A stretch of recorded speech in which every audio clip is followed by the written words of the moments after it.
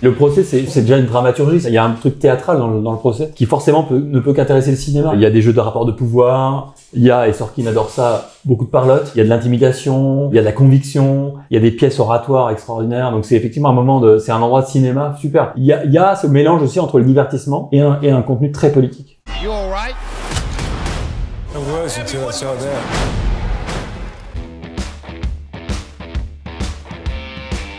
C'est un contexte qui est ultra violent. En fait, la décennie 60, elle a commencé avec l'élection de John Kennedy. Il y avait un côté tout est possible en Amérique. Il y avait un truc d'avenir, de jeunesse, etc. Le premier coup d'arrêt, c'est l'assassinat de Kennedy, qui met un premier choc dans l'opinion publique américaine. C'était déjà un premier moment d'interrogation sur l'Amérique. Les émeutes après la mort de Martin Luther King ont été terribles, notamment à Chicago. Il y avait un contexte émeutier déjà en place. Ce contexte émeutier ne s'est pas arrêté et s'est accentué après la mort de Bobby Kennedy en juin. Et donc, il y a une espèce de colère. Mais une colère qui est aussi sociale. Elle est de toute nature, mais on sent bien qu'il y a une tension. Et puis 68 dans le monde entier, c'est une période de révolte de la jeunesse contre l'autorité.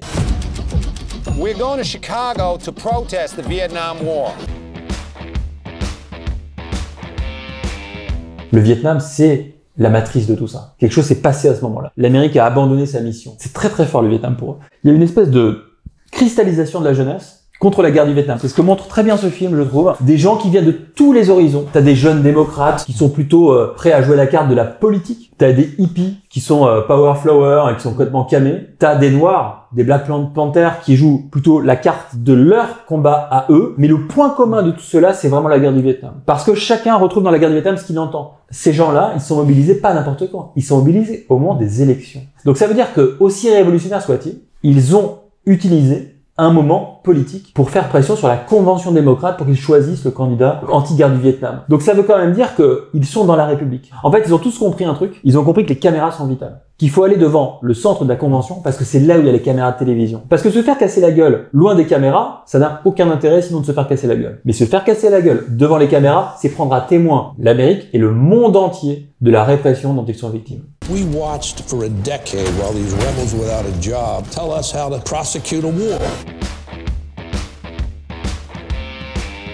Les États-Unis, dans l'histoire, ont régulièrement défini des ennemis de l'intérieur ou de l'extérieur, là c'est de l'intérieur, et leur ont donné, ça peut être les Indiens, les Noirs, les communistes du temps du macartisme, hein, c'est pas longtemps avant notre période, hein, la chasse aux sorcières, là c'est les gauchistes, on les unifie, c'est un seul même ennemi, alors qu'ils sont très très différents. Ce qu'on appelle la démonologie, c'est un historien américain qui s'appelle Michael Rodgin qui a théorisé ça, ce qui a une vertu, c'est de justifier ensuite, du point de vue de ceux qui les attaquent, de justifier la violence, de justifier un procès presque inéquitable. Parce qu'à partir du moment où ces gens-là sont définis comme ceux qui veulent détruire la démocratie, bon, en fait, tous les moyens sont bons pour les mettre au pas. The court assumes you are being represented by the Black Panther sitting behind you. La majorité silencieuse, c'est en gros des gens qu'on voit pas, qui veulent vivre tranquillement, qu'on voit pas à la télé, mais c'est la majorité. Et Nixon avait été élu grâce à ça. The silent majority. Il leur avait parlé. Et cette majorité silencieuse, c'est elle à qui on avait dit law and order, etc., la loi et l'ordre. Les Black Panthers, c'était un peu comme aujourd'hui Trump utilise Black Lives Matter. C'est l'épouvantail. Quand Trump veut faire peur sur une Amérique de Biden en disant Biden est dans les mains des radicaux de gauche, et en particulier des Black Lives Matter. Il fait la même chose que Nixon. Et ce procès, c'est une manière de discréditer complètement la gauche américaine, parce que dans les préjugés raciaux, s'il y a un noir au milieu des 7 blancs, c'est forcément lui le leader. C'est forcément lui qui fait le plus peur. C'est vers lui que les regards vont converger. Il y a quasiment un truc de ce sont des blancs qui sont aux côtés d'un noir, donc ce ne sont pas des vrais Américains. Et donc la présence de Bobby Seale, elle a cette fonction-là. Elle a cette fonction de décrédibiliser complètement le mouvement en le racialisant, alors qu'il n'a aucune dimension raciale. You're the first to suggest that I have discriminated against a black man. Then let the record show that I'm the second.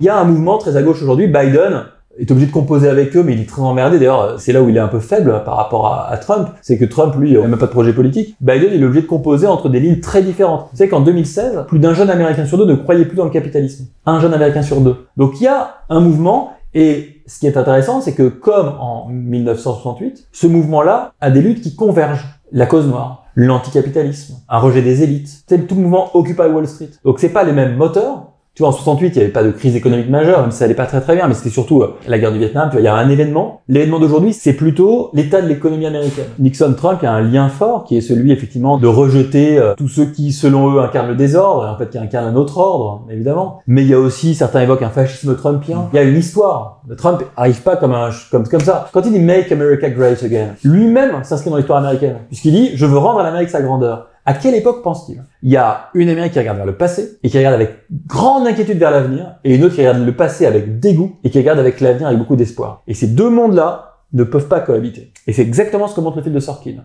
Deux mondes qui se regardent, le monde des années 50 et le monde des années 60. How much is it worth to you? What's your price? To call off the revolution? My life. Open your eyes, 'cause a new day